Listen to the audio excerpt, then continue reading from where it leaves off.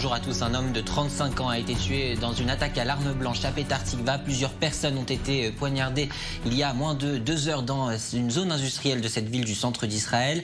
L'assaillant est un Palestinien en situation illégale, originaire d'un village près de Naplouse. J'ai avec moi Raphaël Jérusalemi, ancien officier des renseignements militaires israéliens, pour parler de cet événement. Raphaël Jérusalemi, est-ce qu'il y a une faille dans le système de surveillance quand on sait que cet assaillant était en situation illégale?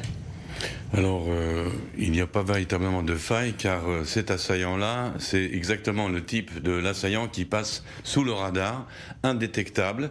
Il n'a aucun passé criminel ou sécuritaire à son actif. C'est un père de 6 enfants, d'une famille assez respectable de la région de Naplouse, quelqu'un qui a travaillé par le passé en Israël et avait un permis de déplacement pour le travail. Donc, il est absolument indétectable. C'est véritablement le cas qui arrive parfois de la personne qui se lève un beau matin avec cette décision surréaliste d'aller tuer quelqu'un pour une raison religieuse ou politique. Il est donc extrêmement difficile de le repérer, difficile d'avoir aucun renseignement préalable à son acte.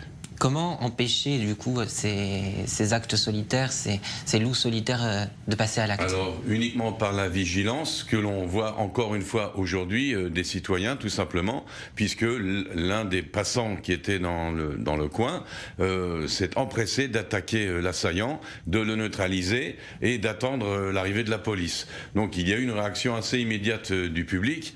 Malheureusement une personne donc qui a été poignardée, a été tuée, qui est la victime qui, elle, a été probablement attaquée par derrière en plus, mais dans l'ensemble, on assiste, on sait qu'il y a une vigilance extrêmement grande, malheureusement d'ailleurs, de la population israélienne. Nous sommes habitués à réagir très vite si quelque chose de louche se passe dans les environs. C'est la seule chose que l'on ne peut pas voir, évidemment, un policier derrière chaque Israélien. Merci beaucoup Raphaël Jérusalemi. On est maintenant en ligne avec notre journaliste défense Mathias Inbar. Mathias, l'homme a été arrêté par les forces de sécurité israéliennes. Vous avez un peu plus d'informations? Oui, effectivement, Lucas, il a 49 ans et c'est un âge peu habituel pour un acte terroriste. C'est un habitant d'un des villages proches de Naplouse, c'est-à-dire au cœur des territoires palestiniens. Et si les premiers rapports faisaient état effectivement d'un Palestinien qui n'avait pas de laissez-passer et qui était en situation illégale, communiqué complètement inversé et infirmé quelques minutes plus tard, ce Palestinien de 49 ans avait bien un laissez-passer légal pour travailler en Israël. Ce dernier, après avoir poignardé bien l'Israélien, a tenté de prendre la fuite, et c'est assez impressionnant, c'est que c'est une fuite qu'on n'a pas l'habitude de voir. Il est complètement, c'est un pas plutôt léger, il a encore son arme à la main, il ne tente pas de poignarder d'autres personnes, et il est finalement rattrapé par les forces de sécurité qui sont généralement bien nombreuses dans cette région du centre du pays.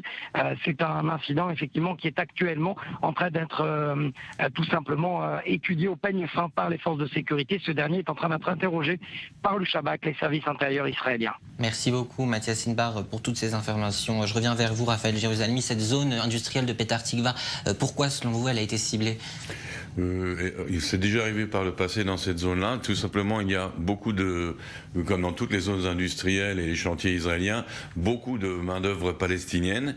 N'oublions pas, pour mettre effectivement les choses en proportion, que des dizaines de milliers de Palestiniens travaillent journellement en Israël avec des permis, certains même illégaux, et que donc, à la statistique, si vous voulez, l'attentat, l'incident est assez rare. Il n'est pas symptomatique d'un changement de doctrine ou du vent à Ramallah, c'est-à-dire il n'y a pas un ordre qui a été donné de perpétrer des attentats, soit par l'OLP, même soit par le Hamas. Je doute fort que la Shabak réussisse à lier ce personnage à une organisation terroriste. Il s'agirait plutôt, à mon avis, de quelqu'un qui est victime de toute la haine qui est diffusée sur les réseaux sociaux, de tous les discours de haine et d'incitation à la haine antisioniste, comme c'est le cas souvent, mais c'est c'est souvent le cas chez les jeunes qui sont influençables, plus influençables. Là, nous parlons quand même d'un père de famille qui, du peu que l'on sait, a plutôt un passé respectable. En tous les cas, il n'a aucun casier judiciaire. Et là, c'est très très atypique. Il va falloir attendre évidemment les résultats de l'interrogatoire du Shin Bet pour savoir qu'est-ce qu'il est arrivé à ce monsieur tout d'un coup. Peut-être a-t-il une relation avec la victime, peut-être s'agit-il d'un cas non terroriste et d'une vengeance autre de tournure criminelle. C'est véritablement un incident très très atypique. Raphaël Girosalmi, vous restez avec nous. On est maintenant en ligne avec Cyril Amar. Cyril, vous êtes tout près des lieux de cette attaque. Cette zone industrielle où ça s'est passé, c'est un endroit très fréquenté. Oui, absolument. Dans une des plus grandes villes, on le rappelle, Petah Tikva, une des plus grandes agglomérations israéliennes, avec cette zone industrielle très prisée des Israéliens du Grand Tel Aviv. Ils viennent y faire leurs emplettes le week-end ou durant la semaine parce qu'on fait de bonnes affaires dans cette zone industrielle. Il est aux alentours d'une heure de l'après-midi, Lucas, quand cet homme donc de 39 ans, un juif ultra-orthodoxe, est poignardé plusieurs fois au torse. Il est blessé donc par les coups de couteau. Son pronostic vital était engagé lorsqu'il était transporté à l'hôpital Beilinson. Il finira donc par succomber à ses blessures. L'hôpital Beilinson de la même ville de Petah Tikva, qui se trouve donc à quelques encablures de la scène du meurtre. Et selon plusieurs témoins sur place et les caméras de surveillance qui ont réussi à immortaliser la scène, on le voit peut-être sur ces images, on voit un assaillant qui prend la fuite avant d'être interpellé à la fois par un passant qui prend les choses en main, qui sort de son véhicule, qui crie aux terroristes avec une matraque à la main pour tenter d'appréhender l'auteur de cette attaque. Et puis une voiture de police passe par là tout près d'un feu rouge et interpelle le terroriste rapidement. C'est donc un Palestinien, on l'a dit, on le répète, un Palestinien de 46 ans.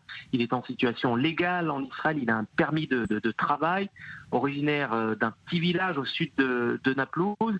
Il est actuellement entendu par la police qui privilégie évidemment la piste terroriste. On rappelle que pas plus tard qu'hier, le Shabak, les services de contre-espionnage israéliens, ont annoncé avoir interpellé un autre Palestinien qui lui était en situation illégale et qui avait poignardé un Israélien le 15 août dernier dans la ville de Rosh Haïn sur un chantier en construction. La ville de Rosh Haïn, c'est une ville qui est tout près de Petah Tikva, une ville voisine. Il faut rappeler que ces deux villes, à la fois Petah Tikva et Rosh Haïn, elles sont dans les terres de la région de la plaine côtière, tout proche de la ligne de démarcation avec les territoires palestiniens, et cette zone industrielle, c'est aussi une plaque tournante, vous l'avez rappelé je crois sur votre plateau, une plaque tournante de ces travailleurs en situation illégale qui viennent chercher du travail en Israël. Ce sont donc des profils atypiques qu'il est difficilement qui sont difficiles à détecter pour les services de contre-espionnage, cette fameuse théorie du loup solitaire, avec effectivement cet homme-là, un père de famille de 6 enfants.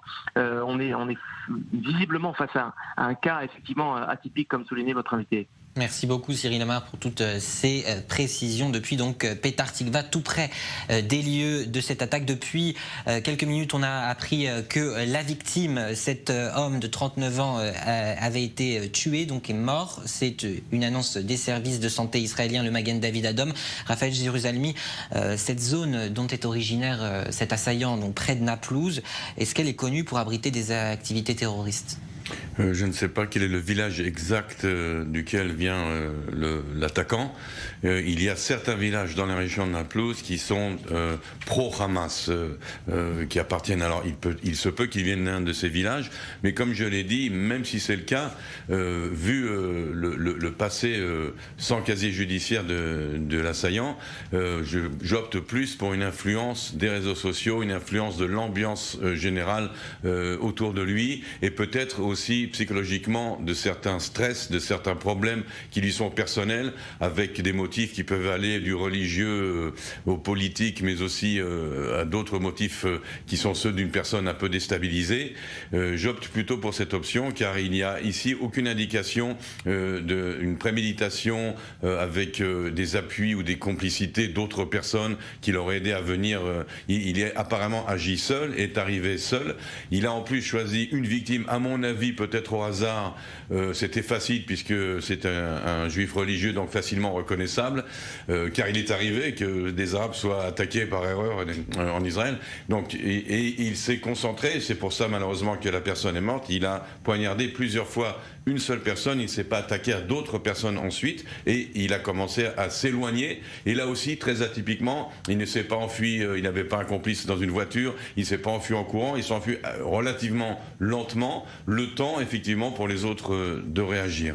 Donc tout cela nous montre qu'on n'a jamais terminé d'apprendre, et il y a toujours des nouveaux cas de figure dans les attentats. On est à chaque fois devant des inconnus, de nouvelles façons d'opérer qui nous surprennent, qui surprennent même les professionnels.